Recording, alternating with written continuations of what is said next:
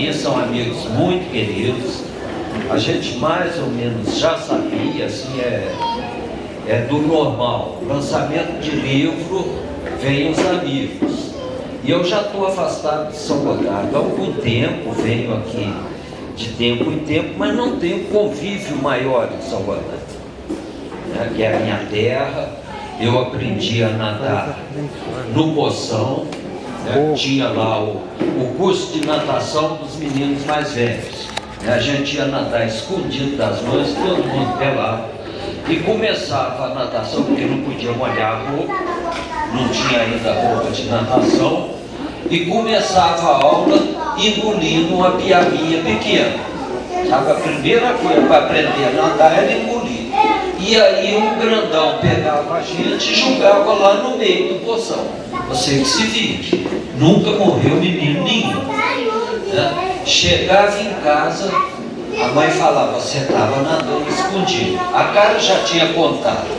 Ela vinha, passava a mão na perna da gente e ficava uma cor diferente. Depois nadei na Lagoinha, tinha o famoso Poço das Moças, que a gente ficava imaginando. Ia muito na Estive, em frente à rodoviária, ia com o doutor Lima, os filhos dele e eu, que eram nossos vizinhos, a gente ia lá, levava uma peneira, farinha de mandioca, jogava e pegava as piadinhas. Então, a ligação com São Gotardo é imensa. Hoje, pela primeira vez, eu fiquei emocionado antes de alguma coisa e tudo preocupado. Eu já presidi, fui da mesa diretora de congresso com 500 auditores fiscais, climas, debates fortíssimos, correntes, então com a maior facilidade, eu entendo, então gosto de falar, tenho mais facilidade de falar com as pessoas em grupo do que individualmente. Então eu ficava encantado com você, sabe, meu irmão, que eu chegava numa festa, não conhecia ninguém, daí a pouco estava conversando, então. O Marcinho, o Francisco Demetrio, meu irmão também, todo mundo sabe, o Antônio, e eu a maior dificuldade, até que me deram uma dica. Se for pessoa mais velha, pergunta pela saúde. Aí você vai ter prosa com as duas. Mas não estava no meu roteiro. Então aquela coisa, o professor quando vai fazer uma coisa pela primeira vez leva uma cola. A não ser, Edson Carlos, Sérgio, tem uma turma que não precisa. Quem não fala que o improviso está preparado, está mentindo. A pessoa preparou e eu tenho um roteiro que diante da fala do Sérgio e do Edson, eu dei um pouco e me lembrei uma coisa dos versos do Chico Buarque.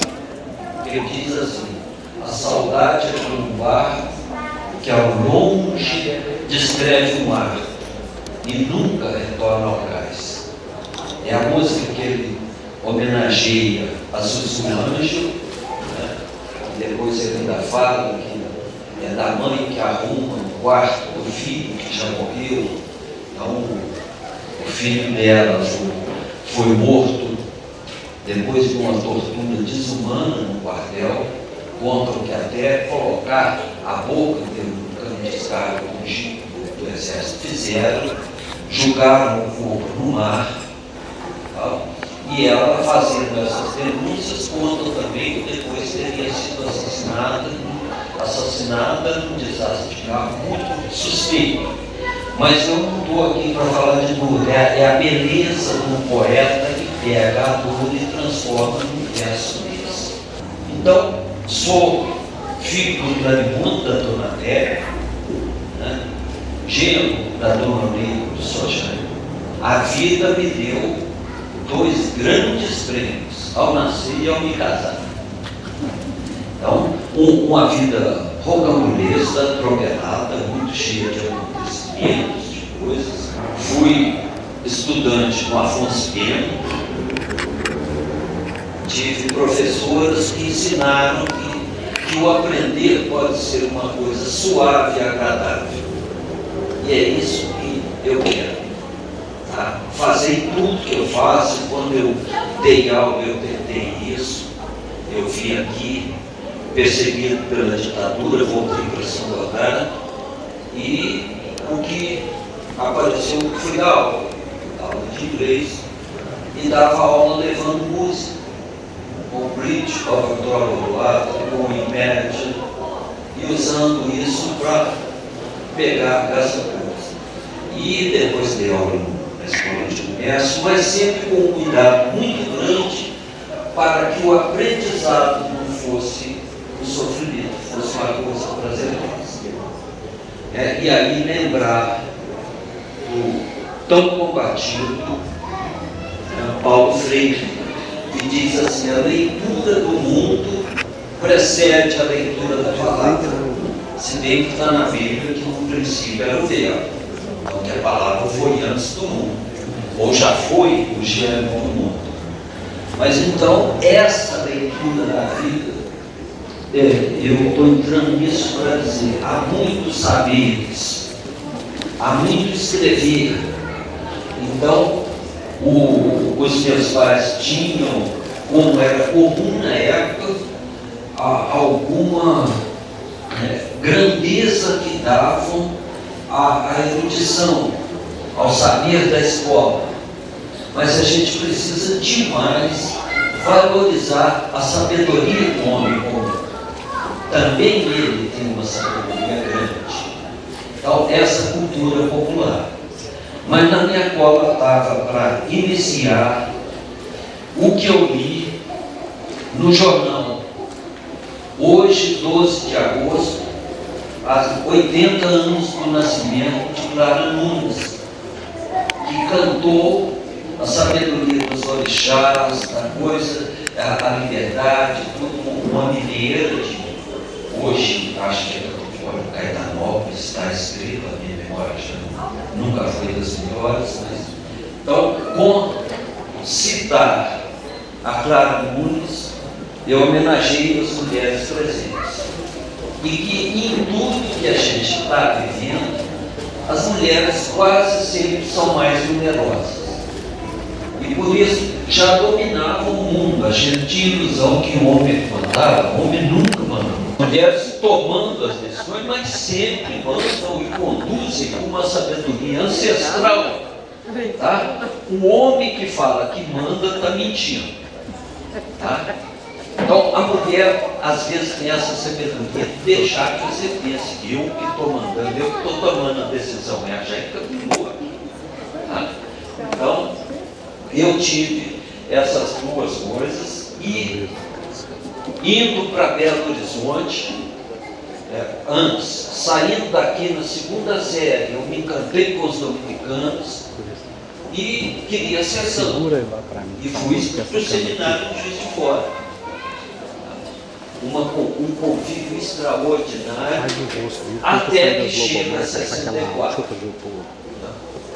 O Magalhães Pinto, com o apoio dos Estados Unidos e do Exército, e marcha da família com Deus pela liberdade, e faz o golpe 64. E a igreja apoiou. E eu, na minha adolescência, com a petulância de todo adolescente, virei ateu. Eu não aceitava uma igreja que pudesse apoiar um golpe contra tudo que estava construindo, a ideia de reforma de base e tal. João Goulart nunca foi comunista. E veio esse acontecimento e saí e voltei para Belo Horizonte. Aqui desde o grupo eu já escrevi. Voltei, fui estudar no Colégio Anchieta, teve uma Olimpíada do Colégio Anchieta, um jogo de basquete. No final de todo o tempo, estava 2-0 para o outro time. Grande jogo de basquete.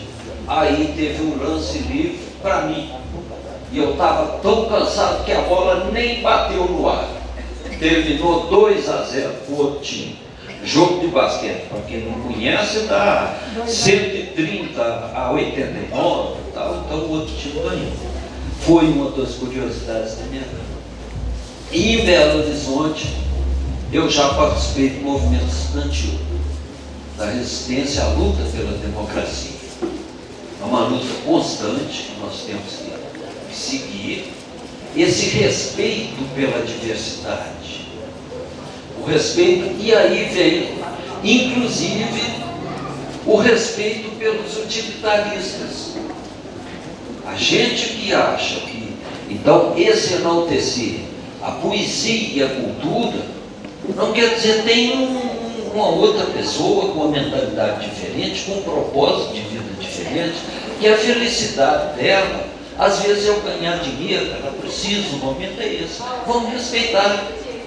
Só que precisa respeitar o de cá também. E normalmente as coisas práticas têm mais apoio, tá? Porque elas são imediatamente valorizadas e tem uma coisa, para que serve? Então falar, ó, o sujeito constrói uma máquina que vai ajudar no campo e tal, você não tem dúvida. Mas quem escreve um livro, você fala, mas para que é isso? E realmente é inutensível. E nós temos, poesia e literatura não serve para nada, é mais ou menos igual a amar, brincar, namorar. Imaginem a vida sem a literatura, sem esse prazer da poesia, a música, a arte. Então, a religião sem a Capela Sistina, que o Zé Camargo falou. Então, nós temos essa coisa as pessoas que são naturalmente egoístas, as pessoas que são solidárias. É característica de cada um. Não se sabe o que levou a ser assim. O que precisa é o respeito. E é uma das coisas. Foi, por exemplo, conta o Stanislau Ponte Preta, em 64. Ele escreveu uma série de livros do Festival de Besteiras que assola o país. Uma das coisas foi, no início do governo, chegar lá, o ministro da Agricultura vai ser quem? É fulano. Ministro da Cultura. Ele falou, para que ministro da Cultura? Já tem o da Agricultura, não precisa da cultura, não. É essa coisa da gente.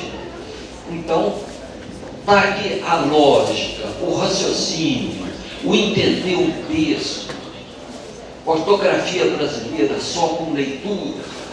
Você pega lá os coitados dos professores dando aula de ortografia, escreve com J as palavras de origem tupi-guarani. Grande informação, você sabe, Gilóia, Jacaré. Mas você vai saber, você fica na dúvida, G ou J, se for de tupi-guarani, é J. Você tem, a leitura. E essa descoberta do prazer de ler é uma coisa fundamental. Com os meus meninos, o que a gente fazia? Deixava à disposição deles. Eu sempre contei muita história para eles, lia, mas os livros ficavam ao alcance da mão. É uma das grandes coisas. Vamos deixar o livro ao alcance da mão. Uma hora ele vai pegar e vai ver. E assim eu me lembro do Marcelo, Marmelo, Martelo, né? O menino que mudava o nome das coisas e tal. Teve um outro, o menino maluquinho do Ciral, e o concurso de anedotinhas. Então, quando vinha menino passar o final de semana lá em casa, a hora que via, estava o Luiz Antônio mostrando para eles. E eu tive a felicidade agora com o Luiz Antônio Neto de deixar o livro, mostrar e ir lendo para ele, tal. Nesse livro do concurso tem assim, qual que é o menor zoológico do mundo, de deixar o livro, mostrar e ir lendo para ele, tal. Nesse livro do concurso tem assim, qual que é o menor zoológico do mundo, qual que é o menor galinheiro do mundo, umas coisas desse tipo. Depois eu posso até contar se alguém tiver curiosidade, mas vai com coisas assim, bem simples. E o meu neto pegou e pediu para levar o livro para Varginha. E depois eu chego e pediu para eu anotar um punhado de coisa para eu contar a história. Eu estava com 6 para 7 anos nessa época, começando a ler. Tá? Um dia nós fomos para o clube e ele tira da mochila dele um livro e começa a ler no clube. A felicidade do avô foi uma coisa fantástica. Aí falei, pronto, esse já está arrumado para a vida. Porque ainda que vá ser engenheiro, médico, ou homem da limpeza, o que ele for fazer, ele já vai ter condições de fazer. Essa, pegar a palavra. Foi uma coisa. E voltando para São Gotardo, eu dei essas aulas e nós fizemos o que seria o frisangô da época. Tá? Nós fizemos um ciclo de debates culturais. O Antônio Sérgio Bueno foi um dos palestrantes, o Edson Carlos que nos ajudou, faltou alguém, ele foi palestrante, e foram 4 dias de eventos no clube que eu e o Luiz Fernando tínhamos, que chamava Clube Reunião. O nome, não à toa, é o nome de um dos livros do Drummond. E fizemos lá, trouxemos, não foi o artista local, não teve essa dimensão, essa maravilha dos meninos vindo para cá de ônibus e participando de atividades, uma série de outras coisas, mas trouxemos artistas, escritores de primeira linha. E vieram todo mundo da literatura mineira. Um que faltou na última hora foi o Roberto Drummond. Mas veio assim, Luiz Guilherme, o pessoal que estava de destaque. Moacir Lapeça, um professor, um filósofo, que nós tivemos a felicidade de passar por iniciativa do Edson. Tardes com ele, e ele pegava alguma coisa e ia ligando. Filosofia, cinema, teatro, não sei o que, uma cultura extraordinária, e a gente passava isso. Mas esse pessoal veio. E agora eu tenho que cumprimentar a prefeita, a Missandre, a secretária de Cultura, por essa iniciativa. É uma coisa fantástica, né, que a gente precisa. Tive a notícia que daqui a pouco o prédio amarelo está sendo reaberto com a biblioteca, com o Museu Jânio Cavalli de Resende. Já estou passando. A prefeita, ela já viu, já vou passar para ela e para a secretária da Cultura. Eu mandei fazer o lápis do Museu Jânio Cavalli de Resende, com as cores do Esparta, e que vão ficar lá, vai ser doado para coisa, lá para o museu. Os museus do mundo inteiro, e eu, doutora, quando viajamos, e ela, quando viaja, sempre vai na loja do museu e compra um lápis. Então, acompanha nesse mundo cada vez mais cultura.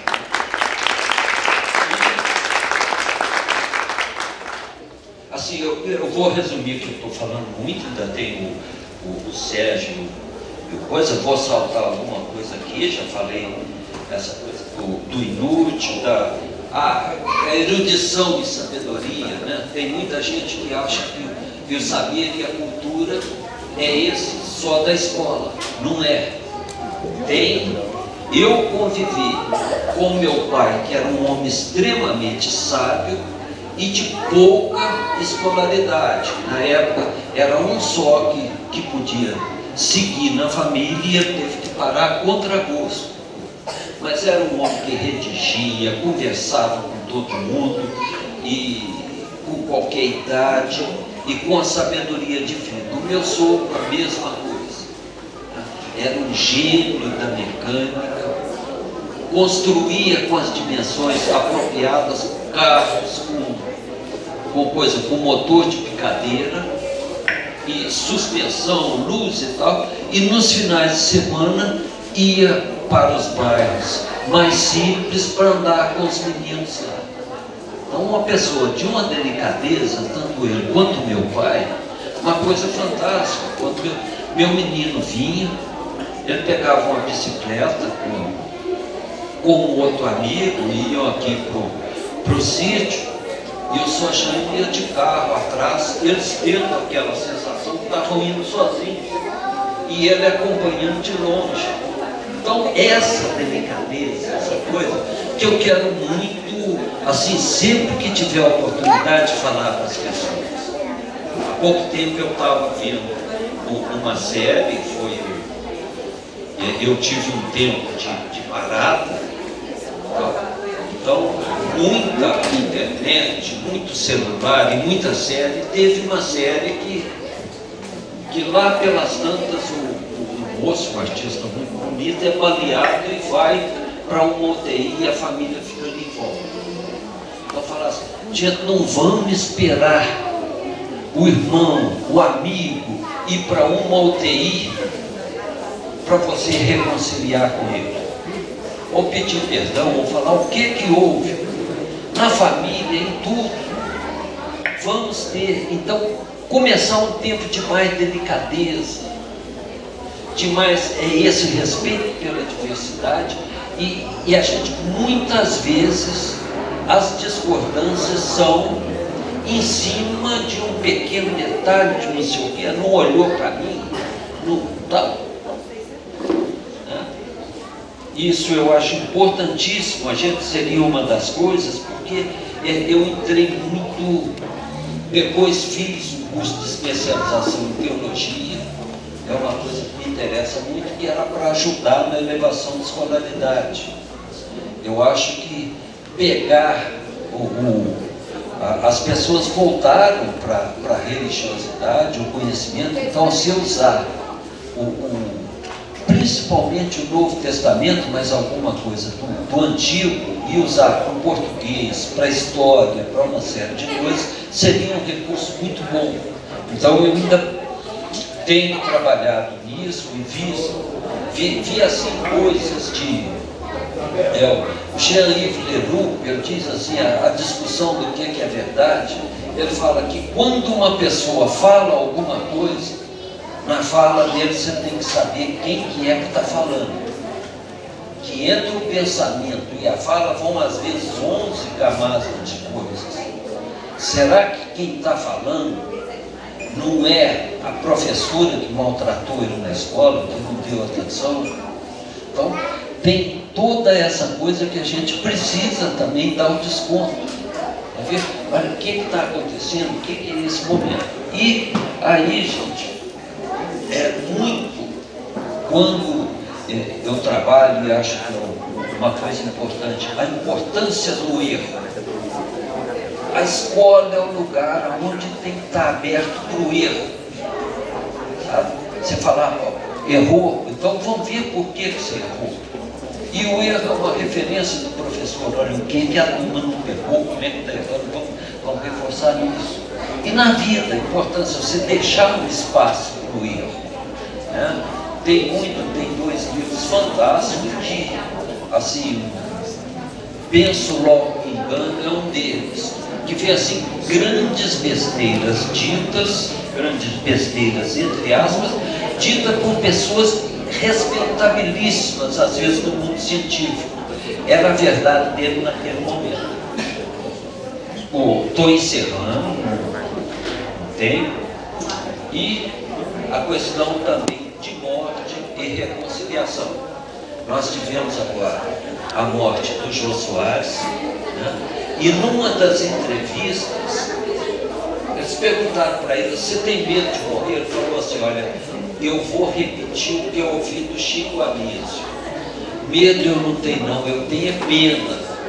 Então a gente tem que viver de uma forma que você possa dizer, eu tenho uma pena de morrer. Medo não, ela vem na hora que vier. Então, eu tenho pena de morrer. Aquela coisa do amar. Né?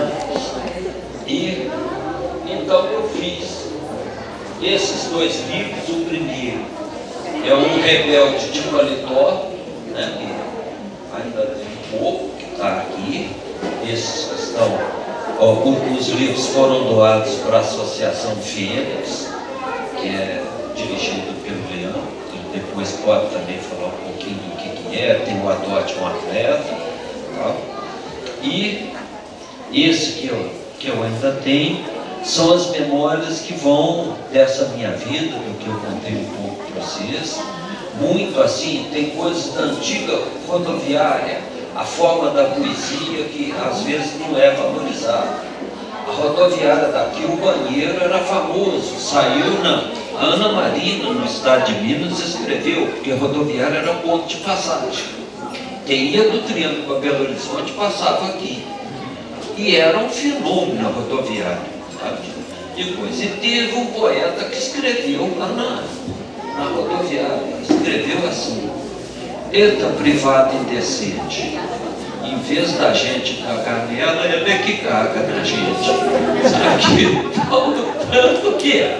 Sabe? Então, essas coisas que a gente faz, que é uma outra poesia, numa linha do Bocage, dessa coisa, da turma dos satíricos, dos repentistas, né? E eu vou colocando essas coisas, e eu vim pela vida recolhendo muito mais as coisas de beleza, que aprendi com a minha mãe. Ela recortava nos jornais, os jornais publicavam poesia e colava no caderno. Quando meu pai ia Belo Horizonte negócio, voltava trazendo um romance para ela. Ia lá no Francisco Alves, depois, ia no Como Era Verde Meu Vale, uns títulos assim ótimos dos romances, tudo. E cresci ouvindo e tendo o acompanhamento dela e o apoio. Né? Eu, quando recebi o meu primeiro salário, meu pai me arrumou um emprego no Banco nessa indústria, eu recebi e fui direto para a livraria. Obras completas de Drummond e obras completas de Fernando Pessoa. Acabou o salário, ficou todo lá. Mas a gente, graças a Deus, tínhamos isso. E vivemos o ano 60, os anos 60. A época da Revolução Mundial de uma guinada. João Batista do Urbano falava que a história vai indo até que tem momentos que são dobraduras, que são viradas. A gente teve antes a Declaração dos Direitos Humanos, que o Tiago de Mello escreveu os Estatutos do Homem, uma maravilha. Quem viveu os anos 60? Essa coisa, o é proibido, né? A Revolução em Paris, e essa mudança fortíssima. A música, a criatividade e tal. E aí, também nos anos 60, o ato institucional número 5. E entramos nos anos de chumbo.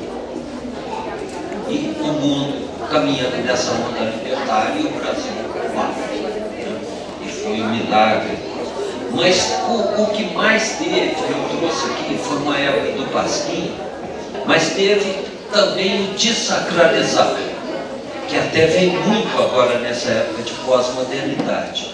A gente ia assistir um show e esperava o artista terminar de cantar para bater palma. Agora, o pessoal vai para o show e é todo mundo pulando e cantando junto. É a música da pulsação, da coisa, a perda da palavra, mas a modernidade é a modernidade. Você tem que viver com ela e aceitar. Mas teve esse desacralizar, e o Vinícius de Moraes, eu li, aqui tem um poema que ele fez, que vem nessa linha da leveza, que ele fala assim: não tenho forma, gosto não tenho, cor nem se fala, cheiro nenhum.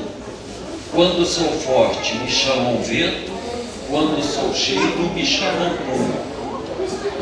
Então, essa coisa de fazer a poesia, nessa coisa, e o Pasquim fez nas entrevistas e tudo, uma revolução de forma, e nós criamos o Pacatatu aqui, fizemos um movimento cultural e tentamos. Então, tem agora o segundo, que é o Avô Encantado, né, que também na linha de memórias, na linha de coisa, e que, a meu ver, eu estou muito feliz porque ele ficou um livro bonito, eu acho. Eu gosto muito de alguns livros como objeto livro. Tá? E eu acho que o diagramador e a Renata foram muito felizes então, no acabamento do livro. Que tem isso, além do conteúdo, eu espero que vocês gostem. Então, agradecer, está aqui a presença do Chico, está aqui o meu filho que veio com sacrifício, né, da turma toda, Dona Ney, da doutora, está comigo, e que permitiu. Esse livro não teria existido sem a concordância e a permissão dele, né? permitiu, apoiou, e agora ela não gostou muito do primeiro, mas esse segundo ela gostou bem e tal, graças a Deus está feliz, eu estou feliz também. Né? Não sei se a Missandra pode dar um tempinho para o Sérgio, para o Edson, né? Se não tiver, eles falariam muito melhor do que eu. Eles foram extremamente generosos ao ver, não tiveram nenhum rigor literário. E o que eu queria, então, encerrando, é que há muita literatura e muita escrita. Tem também a utilitária, e nessa morte do Jô saiu um artigo ótimo de quem escreve obituário. A moça que escreveu o obituário dele falou, já estava pronta há 8 anos. Eu conversei com ele, por que eu não pedi para ele dar um título para o artigo? Alguém teria dado, ele teria rido e tal, eles sabem, o pessoal mais famoso, que o obituário já está pronto quando começa a indicar a visita da indesejada das gentes. Então, o meu eu vou começar a escrever, eu vou deixar ele pronto, não vou deixar para ninguém escrever, não. Então, é mais ou menos isso. Assim, vou terminar só com um caso que eu gosto muito, que nós lembramos, né? Além desse, eu não tenho medo da morte, eu tenho pena de morrer. Tem aqui esses casos que vão ficando no nosso folclore rapidinho. Tinha a tia de um rapaz da funerária aqui de São Gotardo, estava muito mal em dores do Indaiá. E ele foi viajar, foi lá visitar. E foi no carro da funerária. No que ele estacionou em frente à casa da tia dele, os vizinhos viram tudo. O carro da funerária. A mulher muito mal. Acharam que a tinha batido com as 10. Né? Então, são essas coisas que o Sojane e João Bosco ficavam juntando, minha família. E o livro está muito escrito para que as pessoas não deixem perder na poeira do tempo as gracinhas dos seus filhos, dos seus sobrinhos. Isso acontece o tempo inteiro. Não percam esse encantamento que você fica na hora, mas anota, escreve, deixa isso, porque vai esquecer. Não tenha dúvida, daqui a pouco lembra o que foi mesmo. Então, incentivar para isso. Bom, obrigado, parabéns. Luiz Sérgio, que momento emocionante. Porque toda vez que se escreve um livro, significa que alguém brincou com as palavras. E brincou, se divertiu muito, se emocionou, inventou palavras e agora lança para nós. Que nós possamos multiplicá-las. Que nós possamos ler esse livro com todo o amor que existe em nosso coração. Porque o avô encantado, realmente ele sai do seu lugar e chega no coração. E aí, esse lugar que o livro deve ficar. Quero agradecer a oportunidade de ter conhecido você e sua família, num momento tão especial e tão dinâmico da minha vida. E hoje nos reencontrarmos aqui naquilo que nós conversamos um dia, que era trazer atividades culturais para São Gotardo. Na oportunidade que nós estivemos juntos, eu declamei um poema que eu aprendi aos 10 anos de idade, partes, para ele e para a família. E disse que eu gostava muito de cultura, de livro, que aos 9 anos eu me tornei uma ledora e em seguida uma leitora. Nós conversamos sobre isso. E hoje nós estamos aqui realizando. E eu quero agradecê-lo pela oportunidade que deu a São Gotardo de recebê-lo. E que nós, enquanto sangotardenses e região, possamos valorizar esse livro, essa escrita. Porque esse momento inspira outras pessoas a tirarem seus livros da gaveta e lançá-los ao vento, como o senhor está fazendo. Parabéns. Tudo de bom. Continue brincando com as palavras. O ano que vem tem outro Plisangô e tem tempo para um novo livro. Seja bem-vindo.